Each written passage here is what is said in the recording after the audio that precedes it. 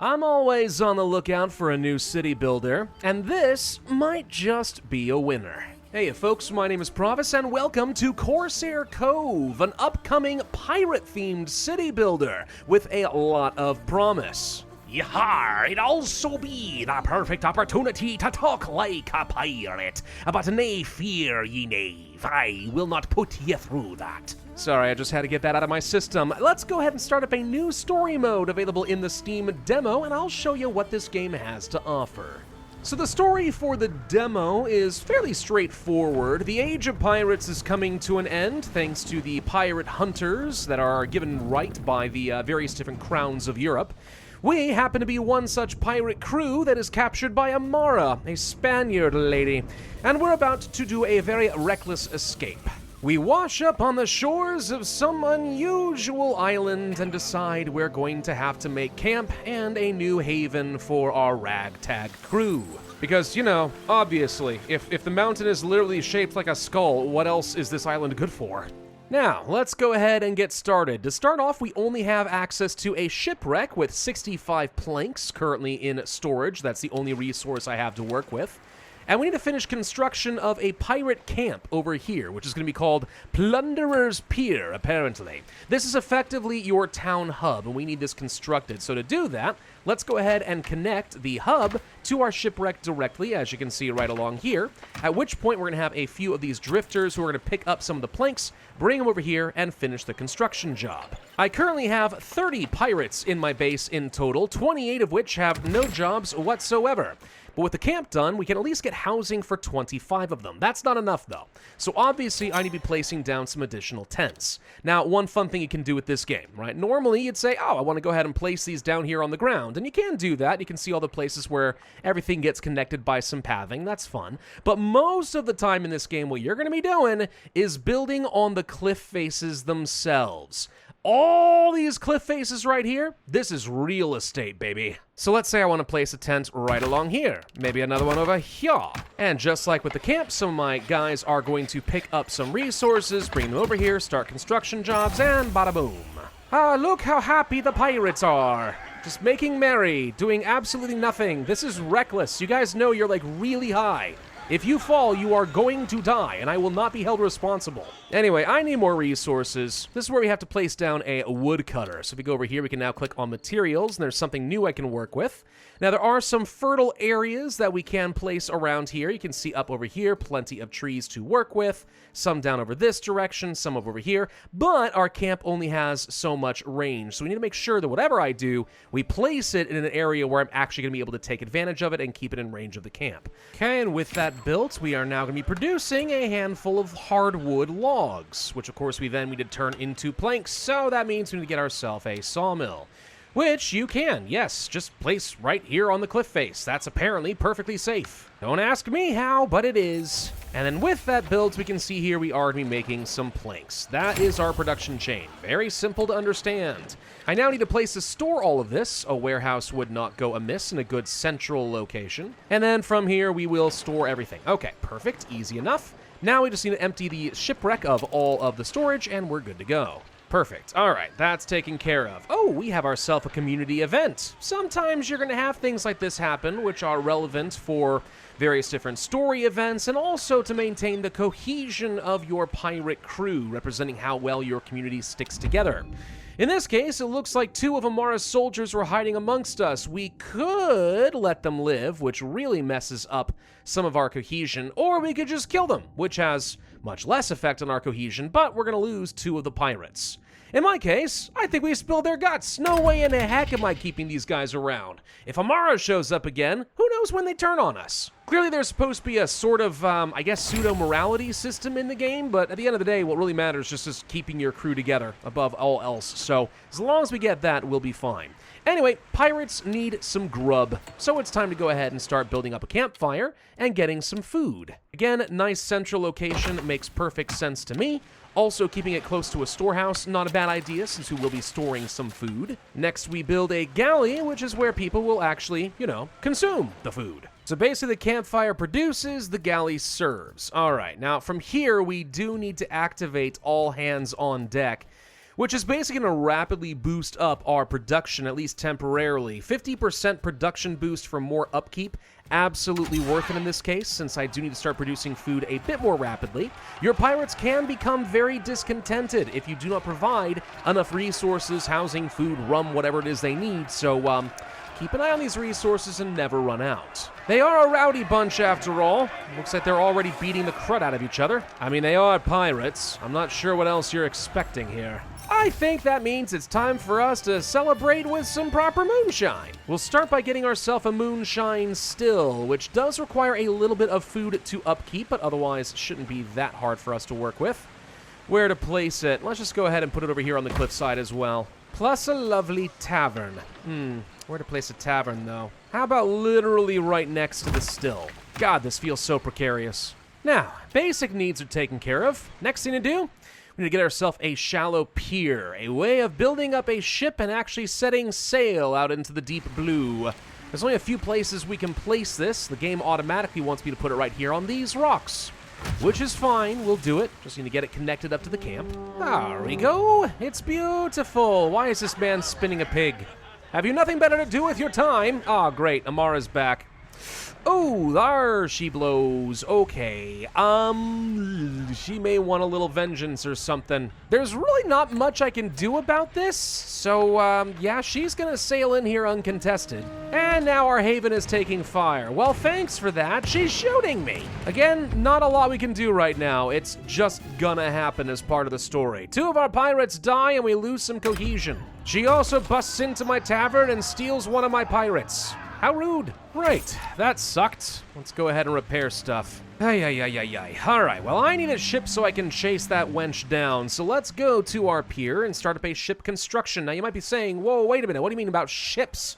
You can build ships? Oh, yes, you can. You thought we were going to be stuck on this island forever?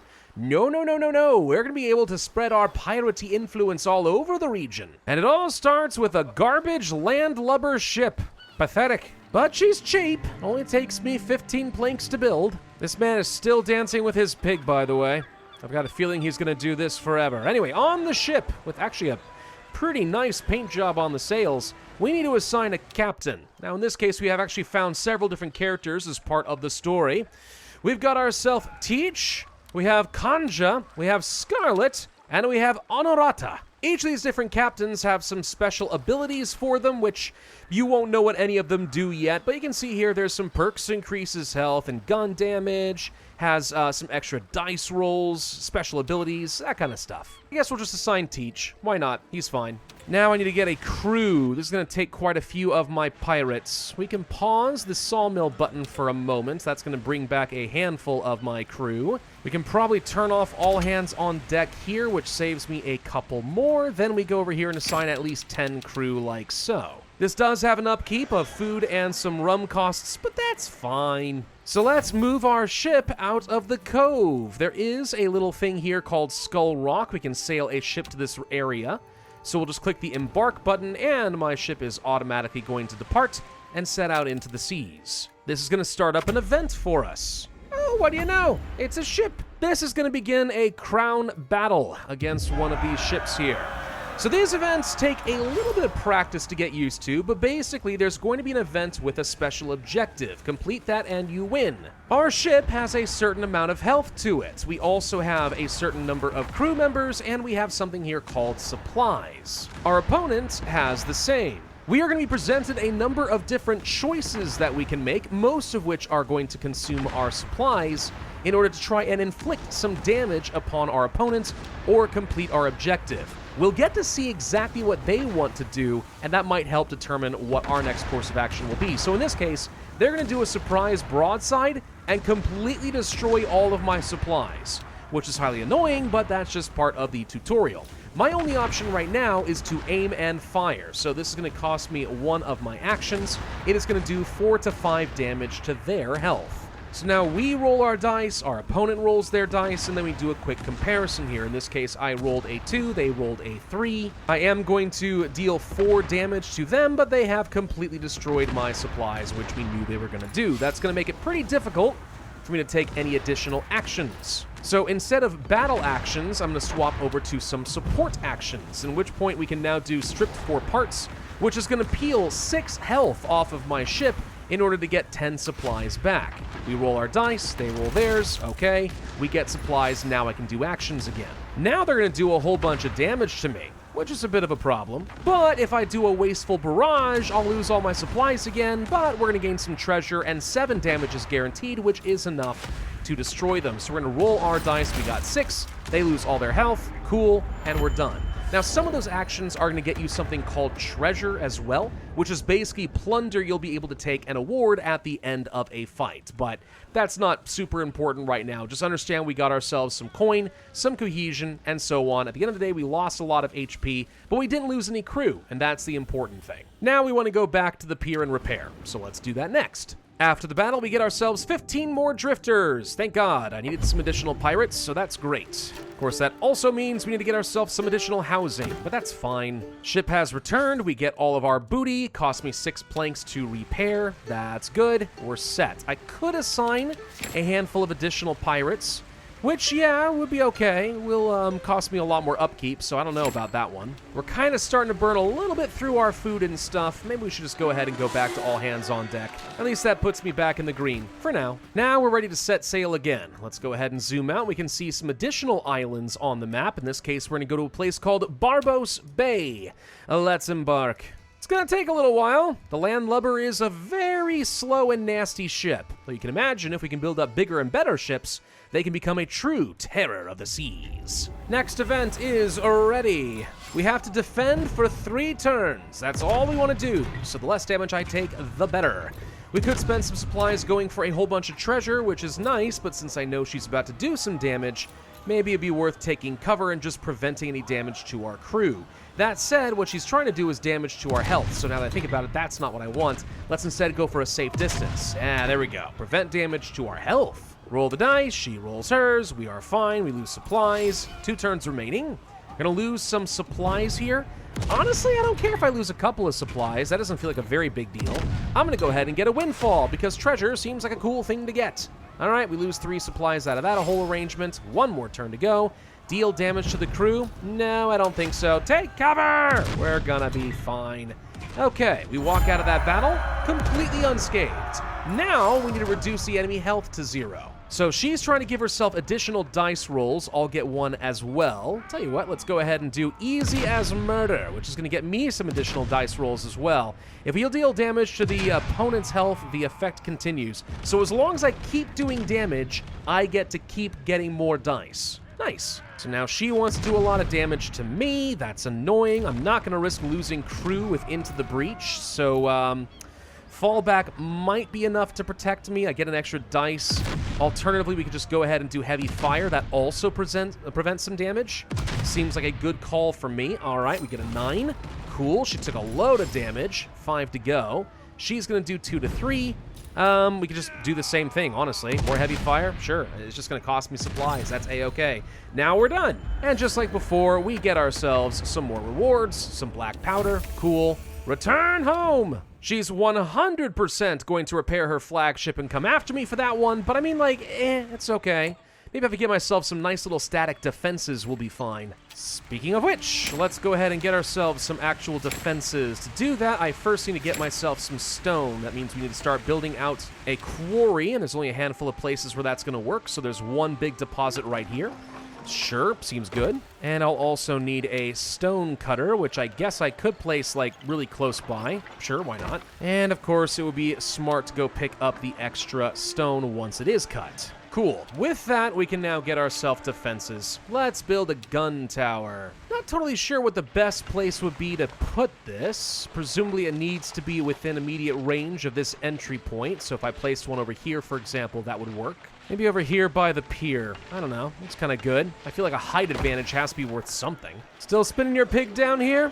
Yep. Okay. Keep on keeping on. There we go. It doesn't look like much, but it's got a really big cannon on the top, so that's got to be pretty good. Just need to supply it with some black powder, which it looks like we're automatically converting into ammunition. Just in time, too. Here comes Amara once again. We're ready for you this time, though. I mean, maybe. I have a ship and a tower. I have the defensive advantage. I don't see a lot of firing happening up over here. Maybe a couple little pot shots? Dude, you got a big cannon. Shoot it with the big cannon. Oh, wait, nope, it looks like we did get her. Abandon ship, she says. Huzzah! Teach, you did absolutely nothing. Anyway, that's at least enough to start opening up a whole bunch of new buildings for the game. What you're supposed to do now is just start placing pirate camps in a few different places. And oh, would you look at this? There's a whole bunch of resources that you can access. Well, what do you know? There's fresh water sources, there's some fish, there's fibers and lead and guano? Ew. So we got seashells by the seashore, we have salt, we've got birds, eggs, limestone, more spots for piers. You get the idea. So the more we grow, the more resources I have access to. That's pretty cool. But presumably we also have to worry about making sure all the resources spread between these camps. There's going to be enough taverns and housing and everything else to supply the local area. You get the idea. Let's just say for the sake of argument that I wanted to place a camp over here. Or actually, maybe I'm not allowed to do that. Maybe I have to place it within range of the existing camp. Otherwise, resources can't transfer over here? I'm not sure. Can't be too close to another pirate camp, so I guess it really does have to be like right on the edge here. But that does work. Okay, that's close enough. And with that built, we now have to agree on what it means to be a pirate captain. Because, you know, pirates, like, really care about, like, codes and stuff like that. What's important about that is it looks like there are kind of like 4 different ideologies in the game. This is something I'm still sort of exploring here. We could decide to go for notoriety, empire, seafaring, or wealth. Different principles that require completing different events in order to hit, I guess, kind of a paragon. Each of these are going to come with some different quests, which is cool. And if we take a look at our ideological compass here, well, things start to look a little bit more complicated now, don't they? Each one of these different fates offers different rewards, whether that be something as simple as reducing construction repair costs for ships, or improving certain mines, or unlocking better ships, like the Loki, a Reaver class, which is different from the max level Wraith, which is a Prowler class. You get the idea. There's even some hybrids available, it looks like. What's this over here? Yeah, go down seafaring and wealth, you can get the Cat Shark. Okay, as opposed to seafaring and empire, which gets the Ravager. Cool. How do you make progress in all of these different ideologies? Well, you're gonna have to complete some various great deeds. Have a whole load of pirates, build lots of camps, recruit certain people, build more ships, get warehouses, blah blah blah blah blah. Presumably these are going to award me some points, which I'll be able to use to choose which upgrades I want to unlock. And I like this. I like that we get to choose what kind of pirates we want to be. Some are noble and just pursue like mastery of the seas. Others are exactly the horrible monsters they really were in history. And if we zoom out to the world itself, oh, what do you know? There's a whole lot more that we can see. Here's all the different starting quests that we have to worry about, plus some of these special like events. We have crossbone keys with some potential loot. We can see that there are new islands, some forts, Fairwind Passage, cool. Not totally sure what else I want to do right now. Let's go ahead and start gathering up some guano because, why not? That's not like completely disgusting or anything. Not sure we're in the best position to actually complete any quests over here, unfortunately. The game does recommend you have certain types of ships before you do any of these. So tempting as it might be, I think this is a great way to get myself killed. We'll instead just start like scavenging for random stuff. And this is basically going to be the game, at least for a good long while. Presumably there are a lot more production chains that I'm going to be able to unlock. I mean, if we take a look at the codex over here and see resources, you can see just how many are going to be in the game, and it looks like there's quite a lot. Not to mention there are many different pirate types. Lots of different ships, lots of different ideologies, lots of different events. Yeah, there's a ton. And just in general, I think the aesthetic of the game is phenomenal. I mean, this is exactly what you'd expect out of your own personal Tortuga. Very fantastical and structurally unsound architecture everywhere. Perfect for a bunch of scallywags. And I don't know if I can conquer other islands and set up more camps across all of those, but that would also be quite interesting. I don't know, I see a lot of potential for this game, and the demo is reasonably generous. There is plenty to see. So if this is the sort of game that catches your fancy, I'll go ahead and include a link in the description down below so you can try the demo out for yourself. I think it's worth a shot. This is a pretty cool idea for a city builder, and it looks like they're executing on it very well. But that's all I have for you today. Thank you all very much for watching. I hope you found this game as intriguing as I do, and this video helpful and informative in some way. If so, I would ask you to hit that like button, leave a comment, subscribe, make sure you hit that notify bell, and I will see you guys next time.